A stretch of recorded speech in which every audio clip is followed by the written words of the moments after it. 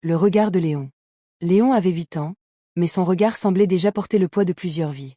Ce n'était pas un enfant bruyant, ni capricieux. Il était de ceux qui observent, qui écoutent, qui comprennent sans que personne ne leur explique vraiment.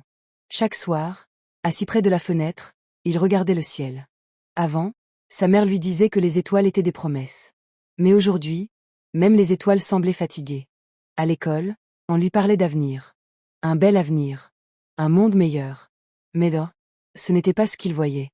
Il voyait des gens se battre pour de l'argent. D'autres se déchirer pour le pouvoir. Certains écrasaient les autres pour une simple position. Et pendant ce temps, les faibles disparaissaient en silence. Un jour, Léon posa une question à son père. « Papa, pourquoi les grandes personnes détruisent ce qu'elles disent aimer ?» Son père resta silencieux. Ce silence-là, Léon ne l'oublia jamais. Car au fond de lui, il comprenait déjà quelque chose de terrible. Les adultes savaient, mais ils ne changeaient pas. Les informations parlaient de conflits, de cris, de destruction. Des hommes qui ne savaient plus parler sans violence. Des décisions prises dans le bruit des armes plutôt que dans le calme des cœurs. Léon, lui, ne comprenait pas. Pourquoi faut-il détruire pour être entendu? Pourquoi faut-il écraser pour exister? Un après-midi, il marcha seul dans son quartier. Il croisa une vieille femme assise sur une pierre, le regard perdu. Personne ne s'arrêtait.